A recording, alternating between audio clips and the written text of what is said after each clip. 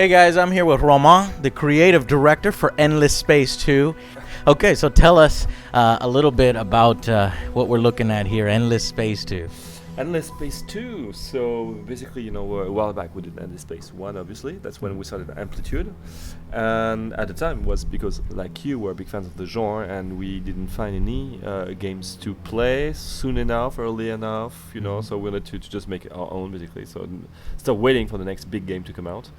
And there were quite a few things what to do was to also make the genre much more accessible, basically. So try to really focus not just on the depth of the game, but everything which is around it. So and I like the way you guys do things as a company, the gaming together, that system where you kind of include your fans in on the development process. If I was running a company, that's the way I do it. I think there's a lot of valuable feedback and paying attention to your community as you develop the game instead of just getting tunnel vision is really, really cool. But the thing is, we only did it because we didn't have the choice. Is if we knew perfectly what to do right away, we wouldn't have to ask anyone, and that's it. And the game would be just right away perfect. Right, jumping into a 4X for your first game, that's pretty crazy. But it turned out pretty well. Endless Space was really awesome. I've seen a lot of feedback on the UI looking beautiful. The universe is cool. It had space battles with a card system, which was unique and different. How does Endless Space 2 improve on things? What's unique about Endless Space 2? So the whole of Endless Space 2, if you look at it, is there's one thing that we really wanted to add to the genre, I think, as a whole, and not just from Endless Space 1, was to really put the population at the center of the gameplay. But most of the time, actually, in these games, you actually do play with population, but in the end, they are just like a +1, -2 on something, and that's all they are. The morale is low or it's high. That's it. Okay, you got it together. Okay, so you kind of have to, convince your people to do things like an actual government. Yeah, it's quite fun to see them reacting not only to your actions but to what's happening around them. So, for example, like when an enemy just suddenly colonizes them close to them, they will be afraid, especially when it's the cravers. Everyone hates the cravers, So so it's basically to make them come alive and sometimes they will want you to do something that you don't want to do, and will you listen to them? Yeah. Let's jump right in here. I'm excited. I can't stand just staring at it. Let's do it. So loving the art, man. You're artists. Who are they? They are I don't know, from outer space, that's for sure. Now they're amazing people we're working with. Most of them are in-house. Fantastic. Oh. That's the introduction, for that new faction we're presenting today. We call the lemurs. The lemurs are like a water-based faction, really into trade and commerce, and they just found out about dust, that magical matter, and they find a good way with that to go and conquer the galaxy, but just through commerce. The thing is, they just don't know how to use it. Will they, abuse it? Will they try to just make profit out of it? It's a bit like, the Italian mafia in the 70s, moving from traditional, mafia stuff to drugs and stuff. And that's a bit the same. Like, will you move on and I like that. That's what I really like about Endless Space is the asymmetrical gameplay. How each race is really different from each other. How are these guys super different? So these guys, there are quite a few things they can do. So obviously they will be amazing with trading, and they will create great corporations. But that's not the only thing, because everyone will be able to do that, just not as well. What they could do, which is pretty amazing, is actually, if you go, I'll show you, you see a bit more. But they have one affinity. The stuff they are the only ones is they can actually colonize instantly any system they see. When anyone else, they will have to build, a spaceship. Usually, there's huge arc ships, that would be expensive, take a lot of time to do. Then they have to send them, across the universe, and eventually they will manage to get it there. Maybe they will be attacked by pirates. There with these guys, no, they can just ask, some private companies to go and take it right away for them, and they will take it right away. Right away, it awesome. becomes yours. So you have to pay a lot of dust because it will be expensive. It's only money. That's nothing else, and time saved. And what you can do also as well is maybe you can sell it back, to the neighbors. So for example, you were closer to me, I decide to buy an outpost close to you, and maybe I come and see it and say, you know what, maybe you want to buy it back from me. Yeah, and I don't see that a lot in space games, like giving up planets. Like everybody's demanding planets from me, and I'm like, ignore them. But this race kind of that's how they broker. It says right there, planet brokers. Planet brokers, you know. So they are kind of realistic, All right. you know, geniuses from the Give actual purpose to a little gameplay element that often gets ignored. That's cool. Yeah, and then everyone will want to be friends with them, you know. Maybe, you know, you don't want to waste time, you know, building an arc ship, and then I will come and see these guys and say, you know what, buy the system for me, you know, we'll buy it back from you. You make a huge profit. And these guys, it's all about profit. That's all that matters, you know. It's Nice. not just colonizing. I like the family. You know, this thing you got going. This is like the godmother instead of the godfather. That's it, yeah. All right, cool. When we started the game, you know, this is where we started a long time ago. You know, there was that system called Chang. And this game that you're saying, you know, it's a save game from turn 60. So it's pretty advanced. This is the whole galaxy, so we are right here. You know, when we talked about the accessibility that we wanted to bring in the game, it's part also of what we want to work a lot on. One of the elements is what we call the scan view. Mm-hmm. You know, these games tend to be very complex, and what we want to make sure is like when you play the game, you know, normal play, you know, you only should see the data that you need to win the game. Mm-hmm. You don't need more. But, you know, when you really want to dig deeper, you know, you always have questions about, you know, how did I get to that numbers? How did I get this, whatever, why did I win? Usually you're going to click on your individual systems or yeah, and try to dig deeper. But what you can do is simply press space. You know, for example, here, you know, I can see my trading, and I don't need to see my trading routes, you know, on the rest of the game. But by scanning, you know, you see all that information, you know. I could just zoom out and see exactly on the system, you know. Right here. Like tentacles here. What is that? And the technicals shows like basically all my systems linked to Steph, which is actually the computer here. And here I see all my relationship with the other empires physically, you know, in the world. That's cool. So that's, you know, I'm at peace with this one, I'm at war with this one. So I'm, you know, here, you know, I'm Cold War. So, and then, you know, I just unscan and I just see the normal live view. Yeah, the galaxy view looks beautiful. Looks like I'm looking at a Hubble telescope here. Yeah, that's a bit of the goal, you know. What you want to see, I guess, you know. So to go back on the situation, so here, for example, like we are, you know, here what we see, the red parts, you know, if we scan, you know, that will be the cravers, you know. So the cravers, you know, they are these awesome dudes who can't speak, basically. They are at war with everyone from the beginning. They just hate everyone from birth, basically. That's who they are. And they devour worlds. So you know that by having such neighbors, you know, things will get interesting and definitely not diplomatical. Kairos is at risk. Oh, yes, we love that.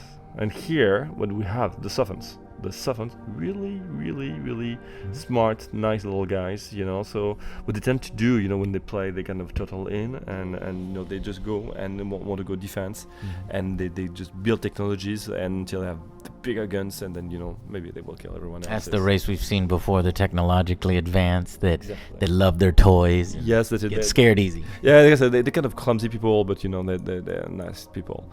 Now, how many races are going to be in the game? How many species? So in the end, we have like 8, including these 4 ones, like this new one, which is actually a brand new one.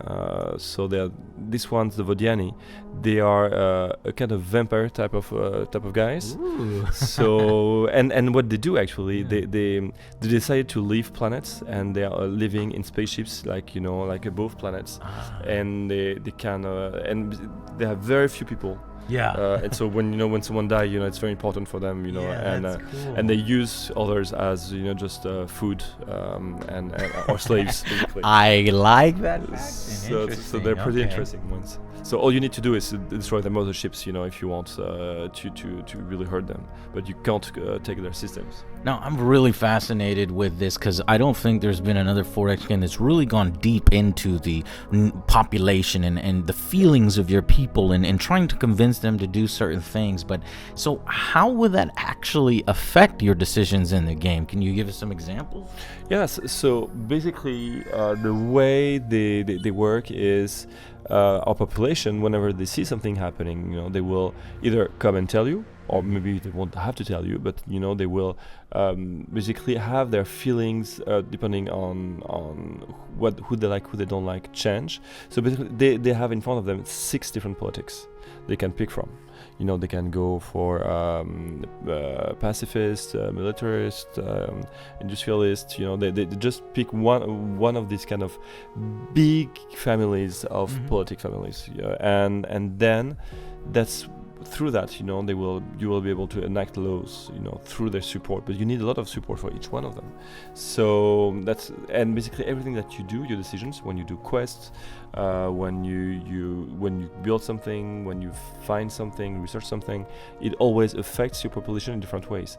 For example, if you take the lemurs, all my lemurs population will react very positively to everything which will, you know, make them richer, you know, and they tend to be pretty peaceful, so they try to avoid war because they want to make trade instead. But every population will react differently to different kind of stimuli. Okay, it's good that we see quests started. So quests are still in the game. That's a big part of giving players these mini objectives to go through the game, give them a sense of purpose, goals to accomplish as you go along, early, mid, late. Yes. So right, you know, when we started the game before, when you saw that, you know, the lemurs, that will be the first big quest that we'll have. You know, during the little movie, you had some guy, you know, like speaking there, and all along, you know, he will be someone central to your story. And you will be able to choose if you want to use him, you know, in violent ways, in peaceful ways, and that will not only affect, you know, your story, but that will affect your civilization, because you will have access to different options depending on how you will evolve, you know, the main quest of your faction, which also makes it very nice to play and replay again, because you always have different things to discover. And that's within one race. So are Only there one, 8 different stories? 8 different stories with all different branches, plus on top of that, for each species. Yeah, each have, species. like, characters and things. Exactly. So some will have like a simpler story, others like very complex ones. You will have, you know, all of that will be within one big arc story. Awesome. And that arc story will actually change, you know, the way people will want to be friends. For example, you know, maybe your best friends of today will be your best enemies of tomorrow. All right. So and all that through the main story that will definitely totally change relationships. All right, so let's create an outpost on a planet. So let's look at it. So basically, there are. We don't need to, because we got 9, right? Or no, that's the goal that we're. So right now we're pretty nice here, and you know we can see with the influence here that, you know, this is where we were from the beginning. But in Cheng they say that they are actually overpopulated. So if we look at it, you know, we do have quite a lot of population. You know, that's including, you know, some APC's population that are minor faction that we included in our empire pretty early on. And we have the lemurs, you know, that's our main people. Okay. Oh, it's good to see that there's different species within your empire. How does that affect the population's feelings if you're trying to govern multiple species? But all species, you know, will have their own filters, you know, and they will react differently. So, and basically, you know, for example, if this one's being pacifist, they will react to everything that's pretty cool with pacifism, you know. So they will not be keen to war, you know. They will not support you in wars, you know. And others will be ecologists, others will be more, you know. And that's all this kind of policy that will react, that will kind of show the main way of looking at the world. Okay. So for example, here, you know, if we scan the actual system, we can have a lot of information about that system, which is including, you know, if you see in red for each planet, that's the red part is the overpopulation. And you want to keep it in the orange. In the orange, okay. Because there, you know, they will basically kind of lose productivity, and they will get unhappy, and, you know, they will affect basically how they look at you as a leader and how good they are for you as being productive in that system. So here you can see at the bottom how they react, why they became pacifists, why they became ecologists. Yeah, this is really important to understand why your people are acting the way they're acting, and it's all laid out here for you. And the thing is, that's why, you know, if you were to always show that in the same screen, you know, will be really like kind of cramped, you know. So that's why we really want to spread that and make sure, you know, it's only more information, but it's not necessary to win, you know. So, and then you can keep the screen already, you know, a lot of information already on this one naturally. So yeah. So now let's look at where we could go and colonize some more. Yeah. So in one of the videos, and I think maybe it was the technologically advanced race, I saw like probes being sent out. Does that replace colonization, or is it just that race that does that? So the colonization is like a very, you know, big part, and, you know, if I wanted, you know, I could go just and send a probe. Every race can probe. Yes, you can, but some are better than others, you know. So this one pretty good, and this one, we'll try for 6 turns, to go move, and maybe we'll find actually systems that are pretty lost and not linked to any other systems, systems they couldn't find otherwise. So that's all part of the research, trying to always find new mysteries, new things to uncover. I like So that. I like mysteries. Space is full. So of those mysteries. kind of replace scout ships in other types of 4X games, or you could still scout around. Yeah, I'm with still your scouting. fleet. That's actually scout ships that can send probes, basically. Okay. But the probes can be used like in different ways. For example, here in that system that we'll find out, we'll be able to send probes to look at these unknown curiosities. Oh, this is beautiful. It tells me right away everything I needed to go. Libra has high on dust. Look at this one. All right. Dust, Hyperium, directly on it, and from all your curiosity, you can colonize right away. This one's tiny, but titanium on it. Good for industry, maybe at the beginning, so it could be interesting. It's like a little system report. Yes, that's it, that's cool. so. Okay. Okay, so now we have all that laid out. So basically, if we were to look, at some systems, let's look at this one. What do we have on this one? Do we ever see the planets up close like we did in Endless Space 1? Yeah, of Okay, course. cool. I'll show you that in a moment if you want me. We can go straight up close and we just colonize it. We just use your Insta colonization. Yeah. They're only ones to be able to do that. I didn't have to build a spaceship to go there. I just bought it. Boom, outpost. Right away. Okay. But you have to know, like an outpost. It's not a colony yet. It's just an Right. outpost. Just a bunch of guys like with a little Pioneers. flag and like pioneers. Wow, they're just West. 100. So it's not a colony yet. So now they will Okay. have to attract people to go and colonize it. So it's Boom, just reward. starting. I Yeah. love these little. It makes you feel good as you're playing along that you've Exactly, completed and these creates a goals. bond between you, the stories, your people. So and you feel good about it.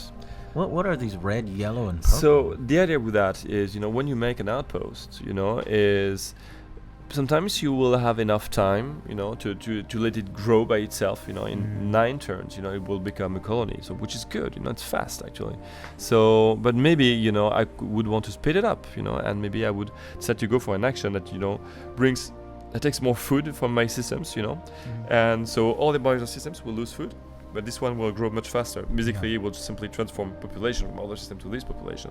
I can use my political power, I can use my military. So it's different ways. So we'll see like tuning these parts, but it's different ways to try to. For example, here, another race can come and create an outpost. It's not because it's a system where I have an outpost that's locked. It's not locked yet. Ah, okay. So we'll see, and then maybe they will be able to finish it in 7 turns. So and when they do, they take all the existing outposts in the system. Winner takes all. So it's all this kind of race, for outposts become colonies and with neighbors. That's cool. I like that Cold War type of. Exactly. Yeah. We totally like playing the Cold War. Actually, Cold War is like who we are, with the Vodiani. Vodiani, we are in Cold War. So if we meet their ships in outer space, we can attack them, not declaring war. Actually, if they come in our system.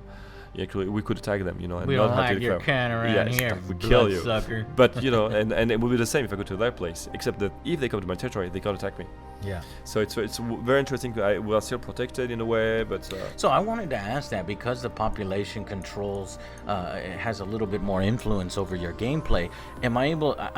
Is it so deep where I'm no longer able to click a button to declare war? I actually have to get my people to support me first, or yes or no? So right now we don't have that, except some people when they are in pacifism, they will be extremely difficult for them to declare war. It's just a matter of cost in influence. Influence that's Right. resource that you can't. Yeah, that's that political power power. that you spend to can- get to do what you want to Exactly, in politics. So national politics or international politics, basically. So sometimes you will have to balance out, between your diplomacy and your national politics, how you spend your influence, basically.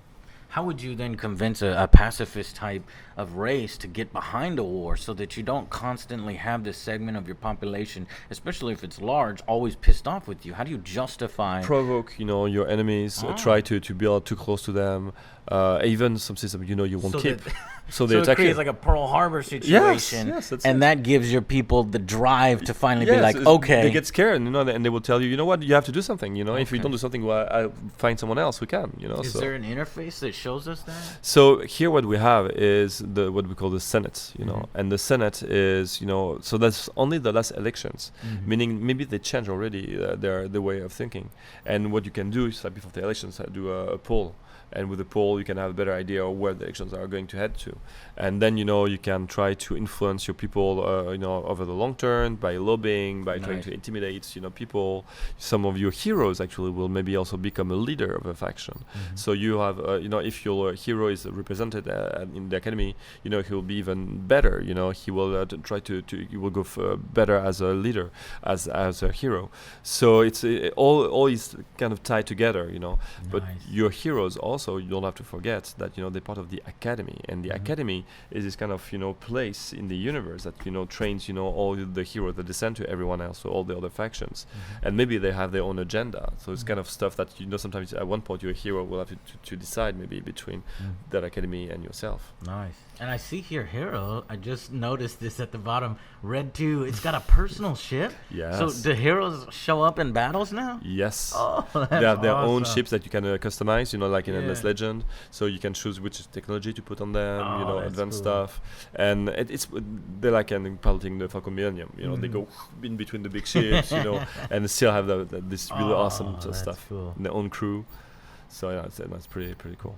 And you can evolve them the way you want. They have their own like tech tree. So with that, Can you use them as ways to influence your population to do what you want to do?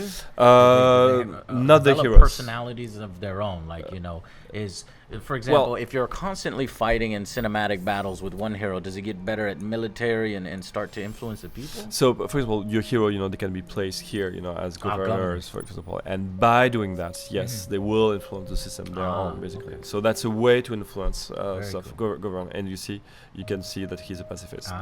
So again, but because as we are all on the same kind of factions at the beginning, that's why it's all like kind of turning around the same stuff. But if he was a militarist, maybe probably he will affect the militarism system or opinion of these people. Okay. So we are over colonized on Chang. How do we take care? So now basically we have that system. Now they are happier about it. We should be fine for a little bit, but we want like to colonize close to the cravers, and they don't like that much actually. So their way of doing diplomacy is that one. They just invade you. That just to explain that they were not happy about it. So basically we didn't have any fleet on the frontier. And with that, they just had an invasion. I have my people living there, and I can tell them, what to do. So I could tell them, what, you can just surrender because, you will just lose. But, we'll come back and free you from these guys. But why would a player ever hit surrender? Is there an actual benefit? Do you get all of your population moved to a different planet so you can come back later when you have military ships? So everything in the game is based around your population.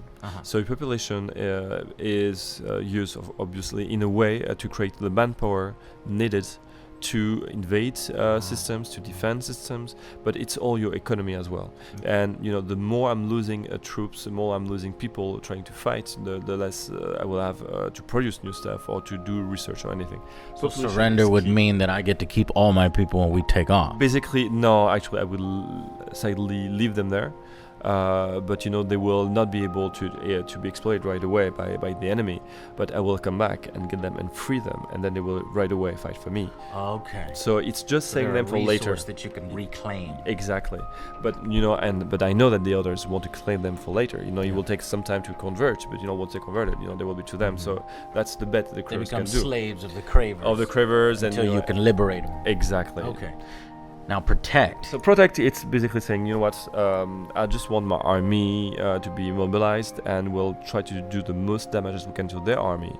So when I come back, it will be easier for me. So yes, it will take some damage to my population, but that's it. Yeah, it's 20% enrollment rate. And there, it's local resistance. The last one is, you will just die until the end. I don't care. You all fight. Nobody like surrenders. Never give up, never surrender. Exactly. That's the angry army right there. That's it. That's local resistance. That's what we Okay, want. I'm gonna do local resistance. And Let's do it. Angry Army, let's go. Launch the battle against the Cravers. so the good point. Oh, we got tanks. Oh, we're good. We have a good technology. Yeah. But they are really good. So first, they are amazing fighters, and there are Hold. many of them. Hold on. Don't surrender! God dang it. We got obliterated. But you know what? They didn't surrender. Yeah. You should be proud of that. I am proud of them. They shall live on in Valhalla. Yeah. So we lost some population due to that, and actually we didn't manage to survive long enough, so the battle could carry on to the next turn. Because of the goal of the local resistance is try to postpone the fight over several turns, and so maybe I can come back in 4 turns, and battle is still fighting, And it's still going. It's I still going love on, that. and then I come and reinforce them and save them. So That is so cool. There was this game a long time ago that I think it was like Starship Troopers Ascendancy, where you ferry troops back and forth, and you can sort of, as they fight on the planet, it's an ongoing war, just like real galactic combat. That's it. So alternatively, we could have done something else. We lost 2 population. Yeah. If we had surrendered, that 2 population on that particular planet could still be there if we came and liberated it. Exactly. And we wouldn't have had to have lost anything. Exactly. Okay, cool. Especially when you look at the little damage that we did, maybe it would have been nothing. better to not lose them. Damn it. So that's the cool thing is, what we want to make sure is as an emperor, that you never keep track of your population. Right. Never lose track of your population. It's always think of them first. Okay. So that Those was damn pretty Cravers. bad, and they took Karis. Okay. So that's our population telling us, how sad They they slaughtered are. us without mercy. I like that, guys. Come and save us, come and do something, wake up. Okay, so what we'll do is, we'll go back to our Senate, and say, okay, guys, you're pacifists.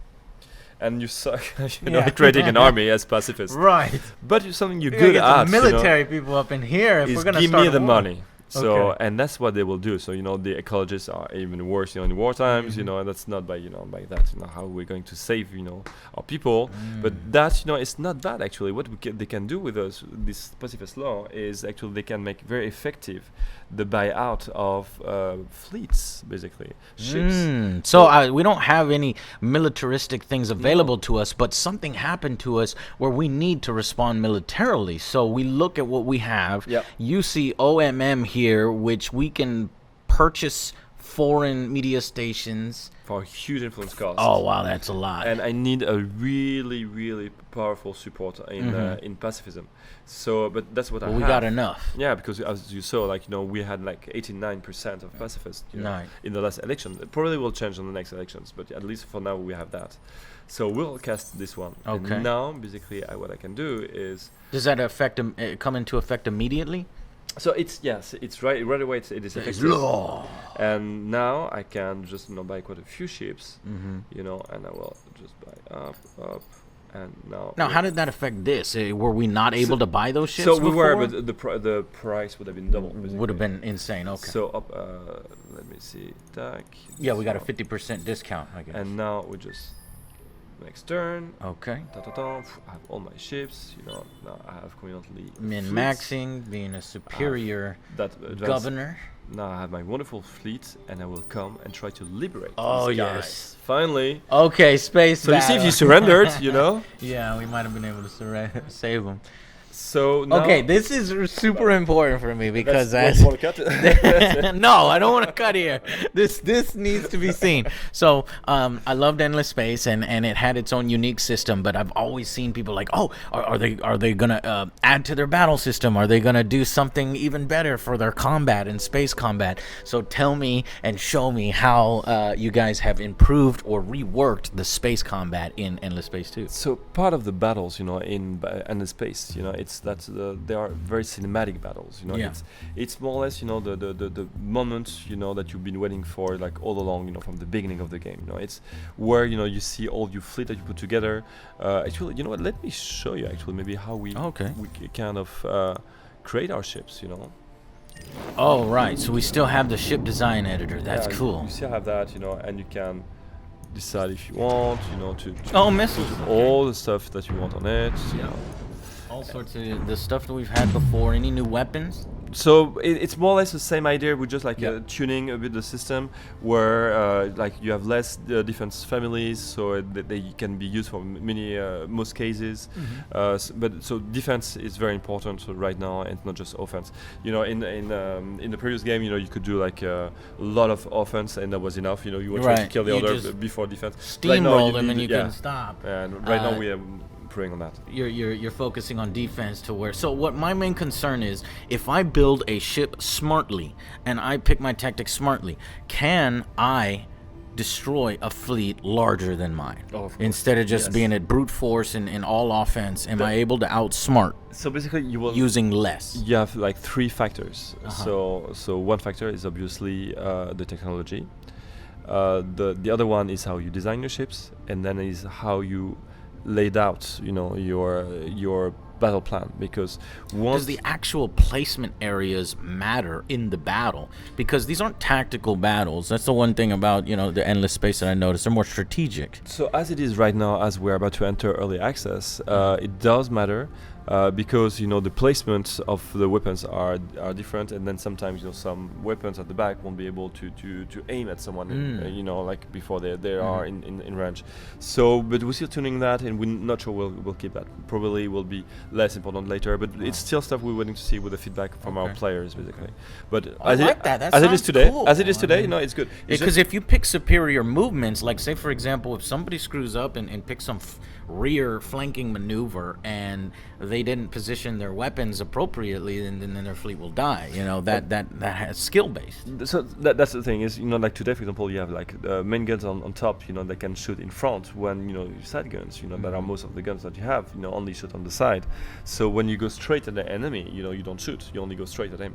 Right. So you need to find the proper, you know, like angle to be able to show all your guns to him, and, and you know. Well, see, that seems smart. I hope you guys keep that. We'll see what the community says. So that part will keep. It's okay. It's just that's the difference between front and back. You know, today it does have an impact, but it's hard to feedback basically. So that's why I'm not sure we'll make it, you know, as obvious as it is today. And we still have fighters and bombers. We have fighters and bombers, and, you know, and we have capital ships. You know, capital ships being extremely powerful ships, but extremely weak to fighters and bombers. So you have really these big fights that you could see, like, you know, in Star Wars, Battlestar Galactica. You know, with this stuff are coming very close, trying to avoid, you know, the big guns and to destroy the big ships. Basically. Sweet.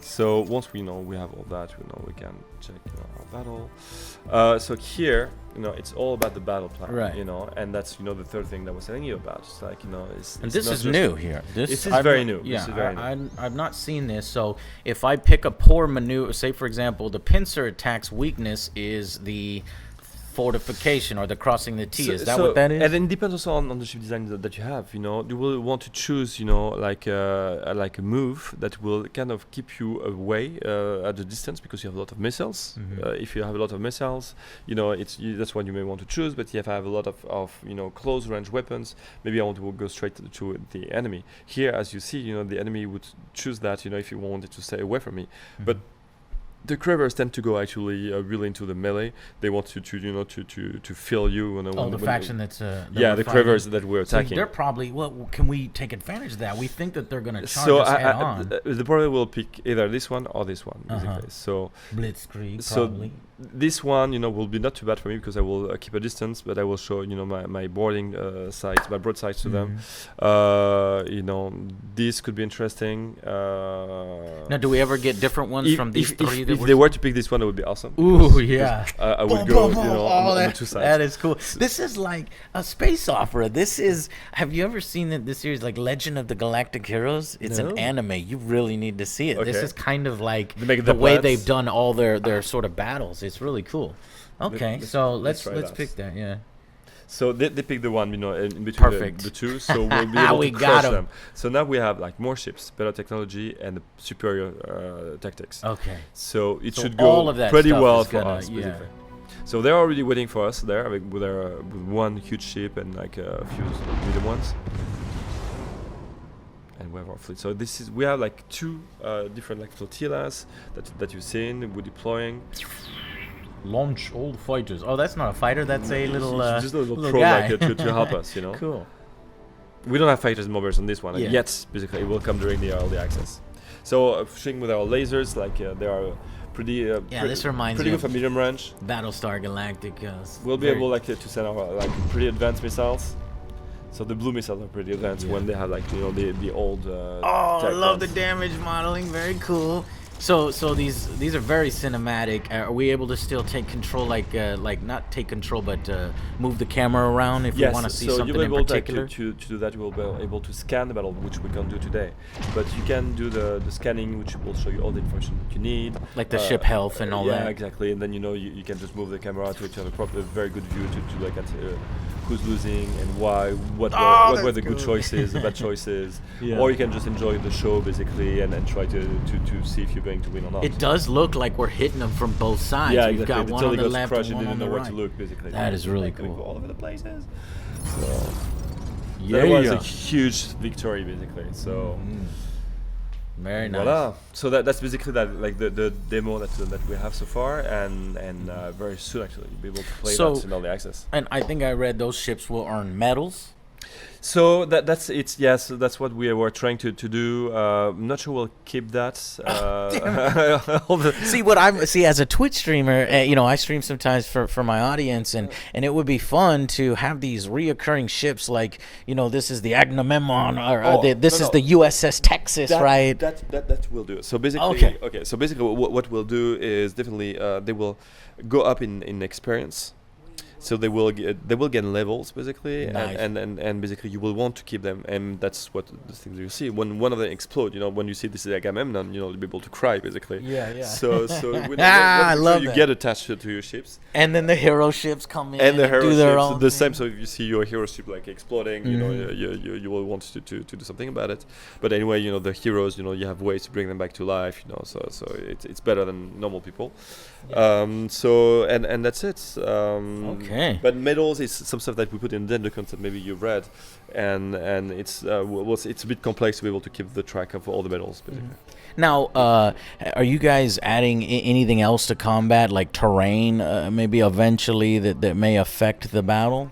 So the location. So yes. So what we call arena, and when you were looking at the battle, there was one point where we talked about the arena, and the arena is the place where it occurs, and then they will have different names. Some will be more defensive, so will be in asteroid fields. Some will be around some defensive, or around the black hole. So you have different these places, forcing you to do different strategies. They will not work all very well the same way. So will be great for defensive positions, or others will not be as good. Is there a reason why you guys haven't gone completely over into lengthy tactical battles where you take control? So there are plenty of reasons. First, we want you to be playing an emperor and not a space captain or an admiral. We want to make sure that you always are playing your empire and developing and expanding, and we want you to be on a fast pace with that. Not to have to stay bogged down with in 30 minutes to an hour battles, fighting in space and controlling all the details of your fleet and every single gun, and it's not really who we are. So you got a certain game flow, and you're looking to keep the pace fast. So you can play multiplayer as well. Bunch of multiplayer. So it's very fluid that way, and it's true to be able to create that show that it's something really cool to watch and follow. It wouldn't be the same with tactical battles. The main concern is when you don't have tactical battles and you're going with this approach, is it's really cool to watch, definitely for the first bunch of games, or the early game, the mid game, but as you're getting further along, they lose variety and you just kind of move on. What have you guys added? And it does sound like you've added a lot to increase the variety, the terrain, the heroes, the new cinematic angles, and these formations. So with tactical battles, we have the same way anyway, where at one point if you're going to win or lose a battle, and if they take a long time, anyway you will skip them, when you will win anyway or lose anyway. So we have the same thing. When you know that you're going to win whatever happens or lose whatever happens, you probably skip the battle. Now, sometimes when you do that in 4X games, because I play a lot of them, if you don't take direct control, you're gonna lose. It's almost a completely different system. So, and that's the thing, is sometimes if you want to really optimize, you may want to do the battle yourself. in our case, the battle result will be exactly the same whether you skip it or not, because as you can take all the decisions before, including your strategy, Right. so you can pick your strategy and just not watch the show. Okay. But it's not as rewarding as to watch it Right, yourself. right. And the thing is, by watching, you can exactly understand what worked and what didn't work. Where did you fail in your ship designs? Where did you fail in your fleet composition? Yeah. Where did you succeed? What the others did as a mistake you can exploit for next time, and all that you can only know by watching the battles. I'm really happy here to see this Mods. little area called mods. Obviously, so the thing is, we've always been big into it, and but it took a while for us to get better at implementing it. So with Endless Legend, we implemented mods in through the workshop. So now we're continuing to do that, and we want to make sure that people can do a lot of modding, including what people have been asking a lot, which is AI modding. Yeah. And, Yes. So we're trying to totally externalize, our AI modding. I'm crossing fingers because I'm not sure, it will work as expected, but so far so good. And So in addition to visual customizations, we get our own kind of ships. If you're a big fan of like Babylon 5, there may be fans out there that might want to do that. do their own stuff, And their then own, also adjust the empires. AI to Yes, now make them that's appropriate. That's definitely is the goal. So you Yeah. can make your own, but as you can see, the ships are pretty detailed. Oh, so they- it's yeah, a they look lot of work. Yeah. If fans want to do that, and I'm looking forward to it. I hope they will. Yeah. Sweet, man. This has been great. I'm super excited to play. I want to play right now. When can we get our hands on Endless Space 2? When is So early access is coming soon. It should be like in September. Yeah, so September. And now, I gotta ask this because so what is actually coming out September? Early access kind of makes me nervous these days. You know what I mean? Is it very bare bones? What kind of build is coming out? What's going to be in this build and then added later? Okay, so we've been like the first ones to use early access. It was Right. even before it was called early access, and for us, we always had the same vision with early access. Early access should be fun. It should be polished. Yes. And obviously, it's a good bunch of the game which is sufficient in itself. I like that. And then you add to it, but you need to make sure that what you add is not stuff that you decided that you were doing anyway. It needs to take into account the discussion with your community. Else it's not as interesting to play early access. You would just have to wait for the end game. You don't need to see it in an episodic game basically. So it's basically we of course keep some stuff to keep it more interesting for later, but also to allow us to focus at fixing and tuning one bit at a time. Yeah, and I got to bring this up is that you said you're one of the first companies to do early access in this kind of cooperation with the players, and you actually implement it in the game. But unfortunately, some companies have abused it, where it takes years, 2 years, 3 years to come out. You know what I mean? Are we going to get a reasonable time? When is this game, like Endless Space 1.0? When does that finally come out? What we believe is a good early access is between 4 to 6 months. So if it's less than that, it's pointless because you don't have the time to implement feedback. And above that, actually, people get kind of a bit worn out. Exactly. And the community as well. So it needs to be between 4 to 6 months. Okay, excellent. Thank you so much for taking the time to speak with us. Thank you. This has been really awesome, and I'm really looking forward to it, man. All right, we'll see you guys on the next Angry Joe Show. Bye, guys.